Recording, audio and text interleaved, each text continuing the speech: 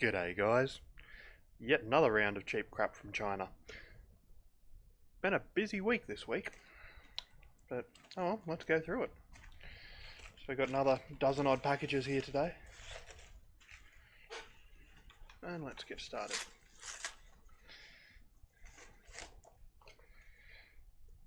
Vape accessories, yet again.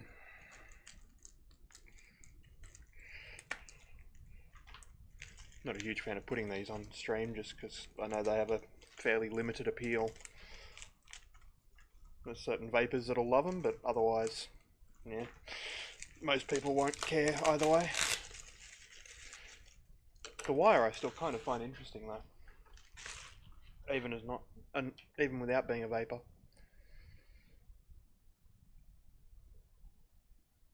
Yeah, fairly straightforward that one. Just some stainless steel wire, 24 gauge.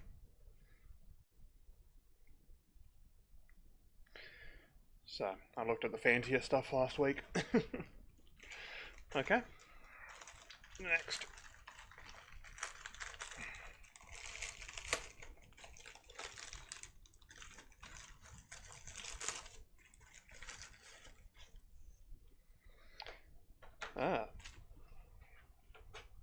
This is drag chain. The idea is for 3D printers or CNC machines or whatever. You use this as a cable harness.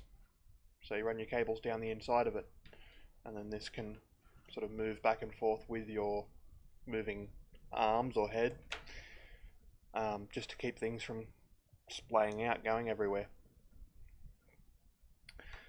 So it's actually, I was watching that, what is it, Naomi Wu, Sexy Cyborg, building a bartending robot, where it's literally just sort of a dispenser machine, that big rack made out of all aluminium extrusions, and using big stepper motors to just sort of move a cup holder back and forth and press the cup holder up into standard sort of bottle dispensers. It worked well enough, and it was interesting to see a build and the parts that went into it. Not a cheap build. I think it was about $3,000 or something like that for the build, for what is essentially a toy,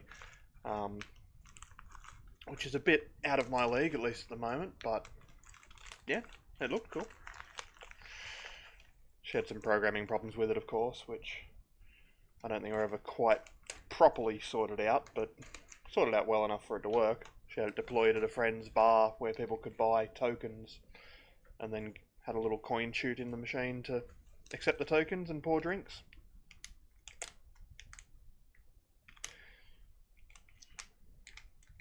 Okay, nothing too exciting there. Arduino Pro Mini. I ordered quite a few of those to sort of stock back up on, and in classic China Post ways, they love sending more small individual packages than one large package.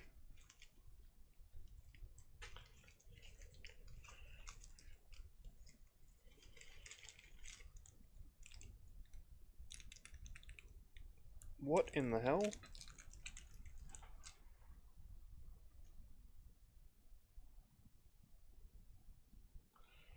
That was not addressed to me.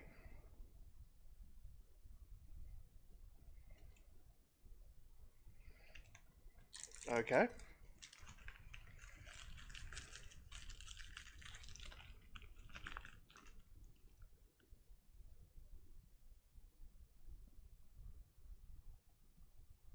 Fake diamond rings. Alright, I'll give that back to the postie.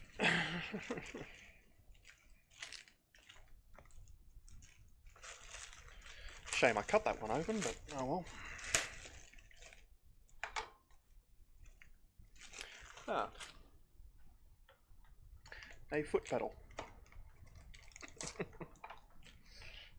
Jeez, they didn't give you much cable. I was wondering what they were going to do with that, how long the cable would be. 10 amps, 250 volts. I'm not sure how comfortable I'd be running 10 amps through this thing, but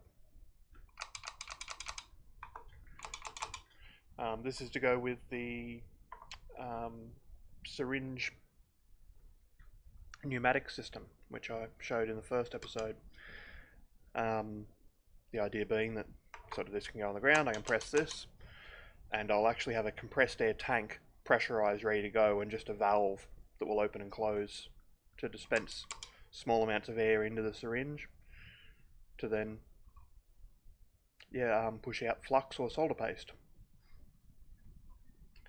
So the one gotcha with this, well, not really a gotcha. I've also got a bunch of pressure sensors, so I'm probably going to be using those to actually adjust target pressures for the actual pumping, so I don't sort of pump in a shitload of air and then have it ooze solder out everywhere, because I know they do require a fair amount of force, so it'll be an interesting sort of balancing act to be able to get that amount of pressure but without overloading things. But I'm confident. Okay, a few SMD components. We have great big capacitors, 6.3 volt,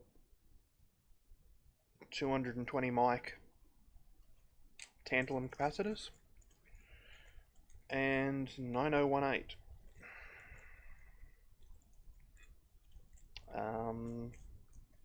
Yep. Okay, yes, they are S9018 transistors. I ordered a big bulk set of 100 pieces of each type of, probably like 30 different types of transistors. But this was the one missing from the set. So I figured it'd be a good idea to pick up a short little piece of cut tape of those transistors just to finish out the set.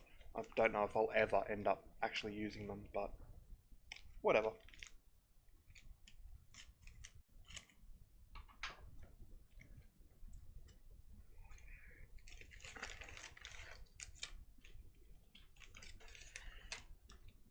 More Arduinos. We have an Arduino Pro Micro and a DigiSpark Pro. These are actually pretty cool. I'll take it out of the bag so you can see it. So I've been using DigiSparks for quite a while, but this is the Pro version. It is just a 32U4 microcontroller, same as I think the Arduino Leos.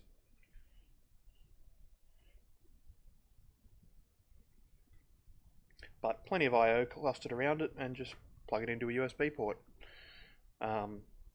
So the normal DigiSparks have to use sort of a software implementation of USB, VUSB I think it is, because the chip they're using is just an AT-Tiny that doesn't actually have a hardware USB port, so they've implemented it all in software.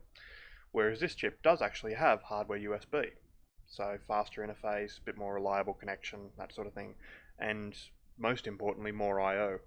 The basic DigiSpark has only like 5 or 6 I/O pins, so it's a little bit limited. You get some projects where there's not enough there, because of those 5 or 6 I/O pins, you can take 2 of them out for the USB connection, and I think one of them's input only or something like that, or digital only.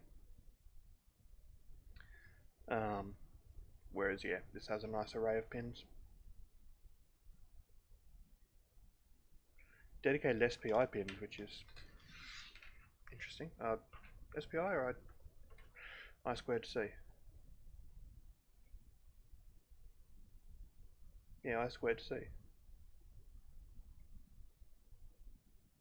Not sure what that's all about, but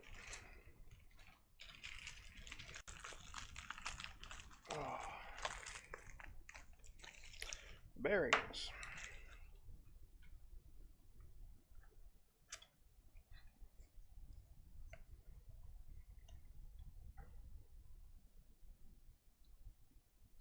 So I stocked up on quite a few of these 608 bearings a good while ago for fidget spinners, but those have to be the unshielded, bare, sort of ungreased bearings made for very high RPMs. These are much stiffer, so they don't sort of roll freely because they're greased up, but they can handle big loads and still be quite low friction. So these are for my kit building up for CNC, not necessarily a CNC mill, but for computer numerical control of some sort of arm or such. Another related item. These are clamps for the timing belt, the GT2 belts. So it's interesting that they only give you one half of the clamp. Like I ordered 2 sets, and so I'm guessing these aren't really meant to mate together. Oh yeah, they just clamp onto the belt and the belt sits flush onto a surface. But so then these stop the timing belt moving back and forth. You can have a stepper on one end with a gear to turn the timing belt, to move the timing belt forward and backwards, and this will move a carriage forward and backwards. And so whether I end up building something like that bartending robot I was talking about earlier, or what, I'm not really sure yet. At the moment I'm just sort of, while I've got the money and the interest and the passion, I may as well grab the parts I need to make sure that I can, yeah, build such things if and when the need arises. As you saw last week, I have a bunch of high power stepper motors. That's rubbish. Okay, and now we have the big one. This is again on the same lines, I believe. Fun thing to open.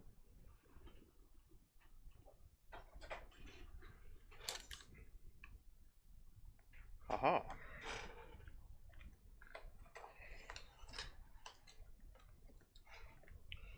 No, I don't need to pull a Dave Jones on you. I'm cutting towards myself. It's okay, I'm a professional. Everyone's quietly just loving his mailbags because they're waiting for him to cut himself and they want to watch. Oh yeah, real professional now, mate. Did a great job.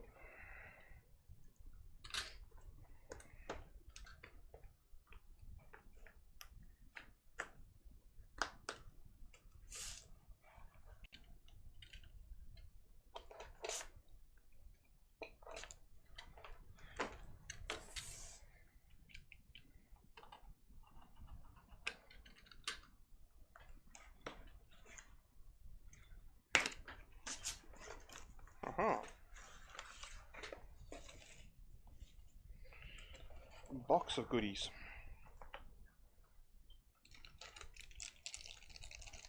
So this was a kit made for either a 3D printer or CNC mill, something along those lines, where you've got the sort of couplers for a stepper motor to drive a shaft, and so it's got a little bit of give on the shaft there.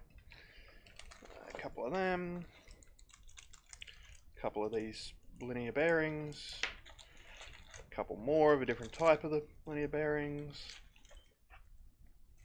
another coupler, some small bearings, more couplers, more slides, a roller bearing with a fixed seat,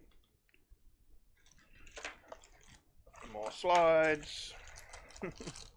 These are clamps for sort of a fixed smooth rod. So you can clamp it down in place and hold it in position.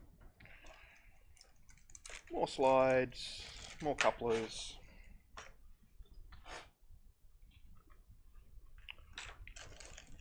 Just the one moving piece.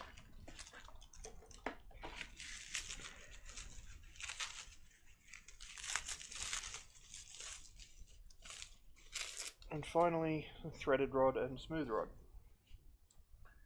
So now if you are looking to get into these sort of projects, typically you're better off sourcing, especially this part of it, locally. I mean, it's not cheap from local stores, especially here in Australia, but the shipping from China is also not cheap. people were asking me the other day about how like I thought Chinese shipping was really cheap. What's the deal there? And yeah, well, kind of. The regular sort of standard China Post has a government subsidy about it, but the way it works, they have, similar to I guess most postal systems across the world, they've got a it'll be maybe $3 to send a package that's 200 grams or less and under a certain size. And then if you go above that, then anything under like maybe a kilo will be maybe $8, something like that. Like, these aren't exact figures clearly, but something around those sort of mark. And so if it's like $3 or $4 to send a small package under 200 grams, but then $8 to send a big package, and you can send more than twice the amount in the big package, so you'd think, well, that's obvious, you just use the big package, why wouldn't you? The trick is that the Chinese government gives a subsidy of, say, $3.50 per package. So when they're sending the sub 200 gram package, it actually costs the seller maybe 50 cents in shipping. That's very, very little cost. But when they go to send the big package, suddenly they have to pay $4.50 in shipping. And so it's not twice the price, it's actually more like 9 times the price. So yeah, that's where Chinese shipping is both cheap and not at the same time. It's cheap as long as you're getting lots of small packages like I do. Anyway, I think that's it for today. Hope you enjoyed, and I'll see you next time.